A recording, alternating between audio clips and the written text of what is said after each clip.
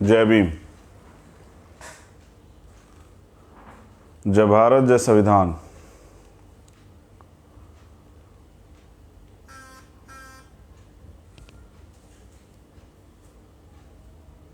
और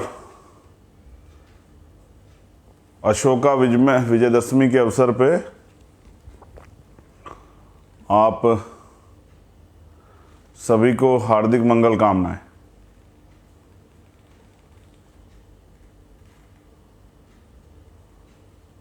आज एक ज़रूरी लाइव जो है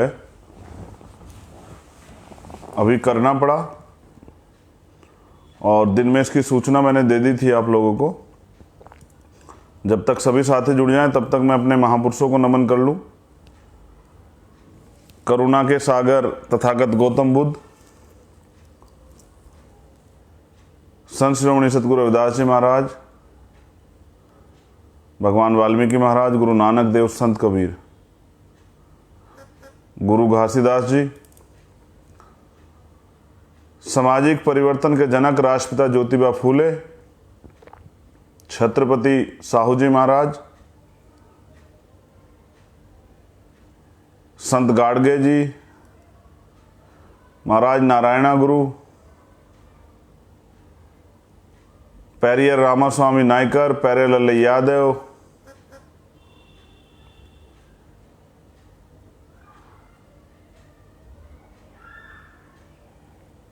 नायक बिरसा मुंडा, बिहार के लेनिन कहे जाने वाले बाबू जगदेव प्रसाद कुशवाहा, जननायक कपूरी ठाकुर, महामना रामस्वरूप,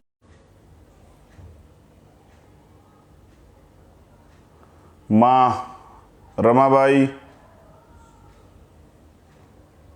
माँ अहिल्याबाई होलकर, माँ अवंतिकाबाई लोधी, माँ झलकारी बाई, माँ फूलन देवी, माँ सावित्रीबाई फूले, माँ फातिमा शेख, कोतवाल धन सिंह गुर्जर, सर छोटू राम,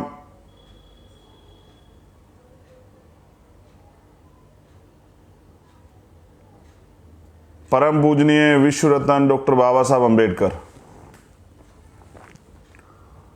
और इस देश की आज़ादी में, इस देश की आज़ादी के लिए अपने जीवन को कुर्बान कर देने वाले वीर शहीद सरदार भगत सिंह, सरदार उधम सिंह, सरदार करतार सिंह सराभा, शहीद अशफाक उल्लाह खां, डॉक्टर APJ अब्दुल कलाम साहब, मेरे रहबर, मेरे गुरु मान्यवर साहब श्री काशीराम, बहुजन समाज के आंदोलन को अग्रणी रूप से चलाने वाले भीम आर्मी और आज़ाद समाज पार्टी के क्रांतिकारी साथियों, ये लाइव मैंने इसलिए किया है क्योंकि मुझे आपको निमंत्रण देना है कि बाबा साहब डॉक्टर भीमराव अंबेडकर और मान्यवर काशीराम साहब का जो ध्रुव आंदोलन, जिसको पूरा करने का प्रयास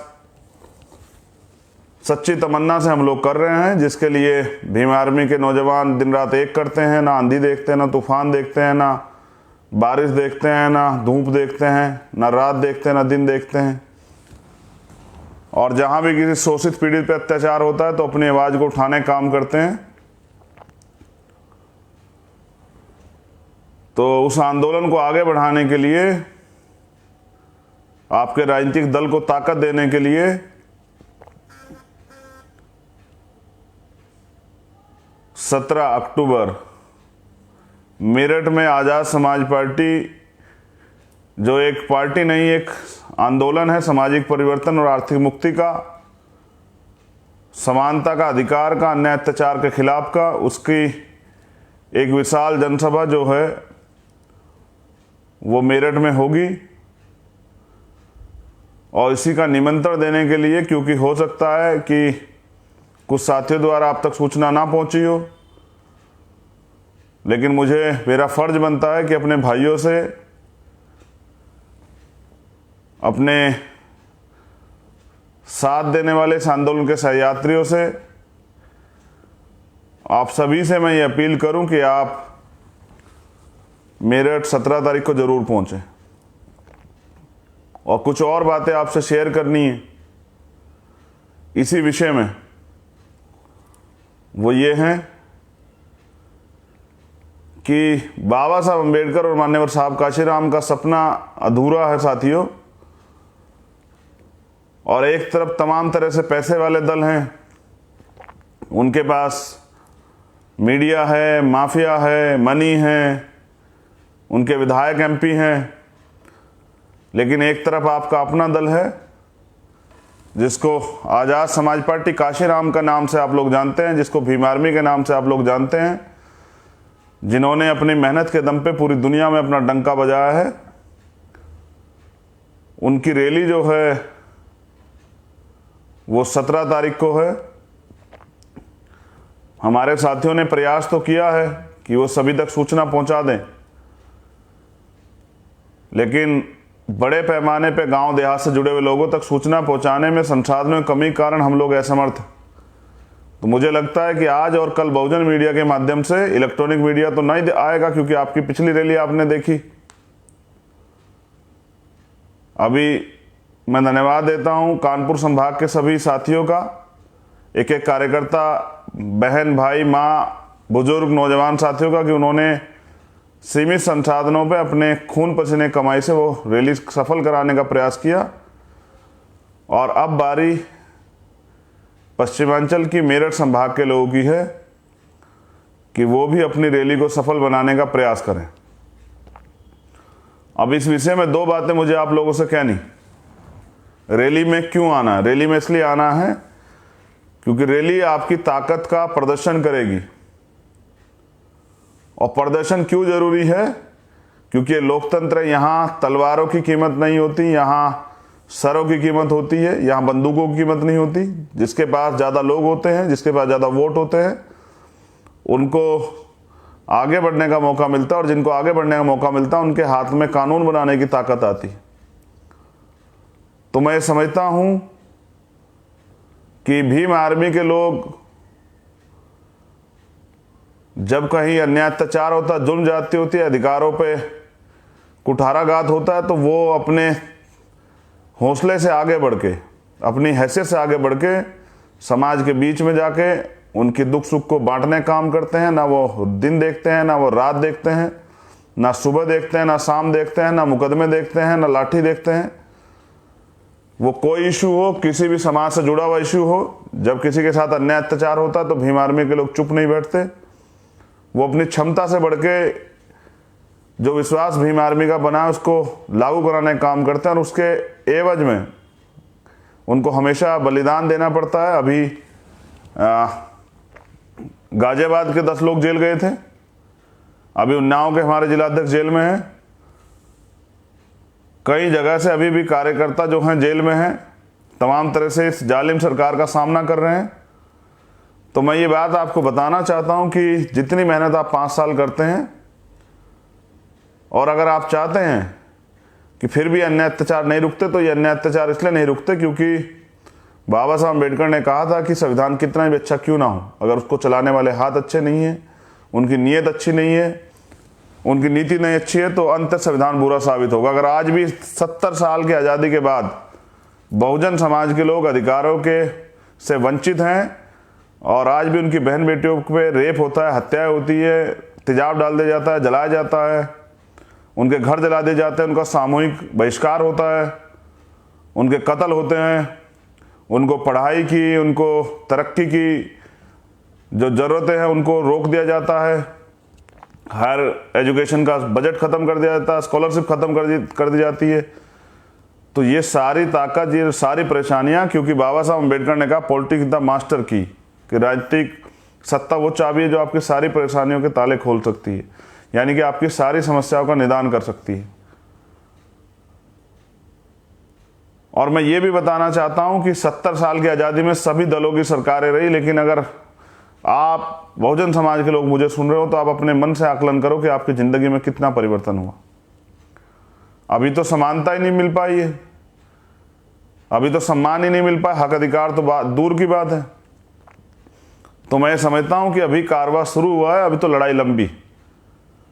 तो मैं कह रहा था आपसे कि जो परेशानियां आप अपने जीवन में महसूस करते हैं, अगर उनसे मुक्ति चाहते हैं, तो जैसे बाबा साहब ने कहा था कि आज मैंने रानी का पेट काट दिया, आज के बाद राजा जो है वो आपकी वोट से तैयार होगा, बैलेट बॉक्स से तैयार होगा। तो इसलिए मैंने ये तय किया था कि हम उत्तर प्रदेश के अंदर रैलियां करेंगे अपने साथियों के साथ मिलके। तो 17 तारीख को रैली है। अगर आप अपनी ताकत से जुटेंगे और फिर भविष्य में आगे मेहनत करके एक एक वोट अपने प्रत्याशी को डलवाने का काम करेंगे, अपने प्रत्याशी को जिताने का काम करेंगे, तो सत्ता की चाबी जो है वो आपके हाथ में आ जाएगी। और जब सत्ता की चाबी आपके हाथ में आएगी, तब आपको असल में लोगों की जिंदगी बदलने का मौका मिलेगा। मैंने तो ये वचन दिया है कल की रैली में कि मैं इस दबे कुचले वंचित वर्ग के लिए, गरीबों के लिए, जब तक इनके जीवन नहीं बदल दूंगा, इनके आंसू नहीं पूछ लूंगा, इनकी दुख तकलीफ को खत्म नहीं कर दूंगा, तो मैं चैन से नहीं बैठूंगा। ये मैं वचन देता हूं। और आप जानते भी है कि चाहे जेल जाने से पहले हो या जेल में हो या जेल से आने के बाद हो, कोई आंदोलन ऐसा नहीं जो जिसमें हमने अग्रणी भूमिका निभाई हो। आपने हमेशा मेरा साथ दिया, आपने मेरे दुख सुख में मुझे संभाला, मुझे ताकत दी, मेरे साथ खड़े रहे। तमाम तरह की साजिशें हुई, तमाम तरह के मुसीबतें आई, लेकिन कभी आपने मुझे कमज़ोर होने का एहसास नहीं होने दिया। और आपकी ताकत से आज इतने मजबूत भी हैं हम लोग कि आपको याद होगा कि हाथरस में रात को 1 बजे से काम लग के आप सुबह 8 बजे तक सड़क बनने का काम होता है। लेकिन मैं आपसे कहना चाहता हूं साथियों कि नहीं चलेगा, दूसरों के भरोसे काम नहीं चलेगा। आपको इसकी जो है इस आंदोलन की बागडोर आपको अपने हाथ में लेनी पड़ेगी। इस रैली की वहां पहुंचने की, उसको रैली को सफल बनाने की, अनुशासन बनाने की, अपना शक्ति प्रदर्शन करने की ताकत, हिम्मत आपको अपने आप में लेनी पड़ेगी। अगर आप ऐसा कर लेते हो तो आपकी जो 5-6 साल की मेहनत जो आपने की है वो सफल हो जाएगी। मैं समझता हूं जितनी ताकत से आपने मुझे नवाजा, जितनी ताकत आपने मुझे दी है, उससे ज़्यादा दुगनी ताकत उत्तर प्रदेश में सरकार बना के हम लोग आपको लौटाने का काम करेंगे। इसके लिए 17 तारीख को पश्चिम के लिए और मेरठ संभाग के लोगों के लिए अवसर है कि वो एक दिन के लिए अपना काम छोड़ें और घर से निकल के अपनी रैली को सफल बनाएं। अगर आप चाहते हैं कि अगले 5 साल आपको ताकत मिले, आपके लिए नीतियां बने, आपके भविष्य के फैसले हों, आपकी तरक्की के रास्ते खुले, तो आपको अपने दल को मजबूत करना पड़ेगा और एक दिन का काम छोड़ के भी आपको उस रैली में आना पड़ेगा। मैं यहाँ ये भी बता दूं कि व्यवस्था भी आपको अपने आप करनी पड़ेगी। ये मान्यवर काशीराम साहब का आंदोलन है जो उनके सिद्धांतों पर ही चल जारी है, और उन्होंने कहा था कि एक वोट भी देना पड़ेगा और एक नोट भी देना पड़ेगा। मैं साथियों से अपील करता हूं कि जो भी रैली में आए वो अपनी क्षमता के हिसाब से, क्योंकि काशीराम साहब ने कहा था जो सहारा देगा वो इशारा भी देगा। इस आंदोलन को अभी तक हमने आपके सहारे चलाया, आगे भी ये आंदोलन आपके सहारे चले। आज आवश्यकता आन पड़ी है कि आपको मेहनत की कमाई से सहयोग भी करना पड़ेगा। तो मैं आने वाले साथियों से कहना चाहता हूं, आपकी जितनी क्षमता हो, चाहे वो 1 रुपए की हो, 2 रुपए की हो, 10 रुपए की हो, 20 की हो, 50 की हो, 100 की हो, 500 की, 1000 की, जो भी आपकी क्षमता हो, जब आप अपनी रैली में आए, उसी रैली स्थल पे एक सहयोग राशि का बॉक्स वहां मौजूद होगा। आप अपनी मेहनत की कमाई से अपनी पार्टी के लिए योगदान करके जाएं, जिससे हम इस लड़ाई को मजबूती से लड़ सकें। आप जानते हैं मैं स्वाभिमानी व्यक्ति हूं, लेकिन फिर भी मैं मांग आपसे इसलिए कर रहा हूं क्योंकि जिस तरह से शरीर को सींचने के लिए, ताकत बनाकर रखने के लिए रक्त की जरूरत पड़ती है, इसी तरह से आंदोलन को, मूवमेंट को, संघर्ष को, पार्टी को चलाने के लिए वित्त की आवश्यकता पड़ती है। तो मैं अपने समाज के लोगों से, बहुजन समाज के लोगों से ये अपील करता हूं कि अपनी मेहनत की कमाई का कुछ हिस्सा उस आंदोलन में दे के जाए, जिससे हम इस आंदोलन को इन तमाम तरह की ताकतों के सामने मजबूती से लड़ पाएं। साथियों, मैं समझता हूं कि माननीय काशीराम साहब का जो आंदोलन अधूरा रह गया, वो पूरा करने के लिए आपको अपने योगदान को देना पड़ेगा और मजबूती भी आपको दिखानी पड़ेगी। तो जिस तरह से उन्होंने आपने एक नोट और एक वोट दिया, तो अभी रैली के माध्यम से अपनी जिम्मेदारी, अपने सहयोग को देने का काम भी आप करेंगे, ऐसा मेरा पूर्ण विश्वास है। क्योंकि एक बार काशीराम साहब से किसने पूछा था कि एक तरफ तमाम तरह के पैसे वाले दल हैं, आप उनके पास तमाम तरह के विधायक, एमपी हैं, संसाधन हैं, उनके पास जो है कॉरपोरेट सेक्टर है, पूंजीपति लोग हैं, आप कैसे लड़ोगे उनके मुकाबले? तो उन्होंने कहा कि मेरा समाज इतना बड़ा है, अगर मेरा समाज मुझे 10-10 रुपए भी देगा तो मेरे पास इतने पैसे इकट्ठे हो जाएंगे कि मैं अगले 3 चुनाव जो है मेंबर ऑफ पार्लियामेंट के इसी पैसे से लड़ा दूंगा। तो मैंने तो प्रयास किया है कि उनके आंदोलन को जिंदा रखा जाए, और ये आंदोलन आगे बढ़ाने की जिम्मेदारी मेरे साथ साथ आप सब लोगों की भी है। तो अपने आंदोलन में हिस्सेदारी करें और 17 तारीख को मेरठ जरूर पहुंचे। भीम आर्मी के साथियों से कहना चाहता हूं कि आपने हमेशा इस आंदोलन को अपने खून से सींचा है। अगर कहते हैं नौजवान अगर कुछ ठान लेता तो वो फिर वो भविष्य बन जाता है, वो तकदीर का फैसला बन जाता है। अब आपको कमर कसनी पड़ेगी। अगर आपने ताकत बना ली, आप सरकार बनाने के लिए मन बना लें, आप अपने आंदोलन को आगे बढ़ाने के लिए संकल्प कर लें, तो मैं समझता हूं कि दुनिया की कोई ताकत बहुजन समाज के नौजवानों को नहीं रोक सकती।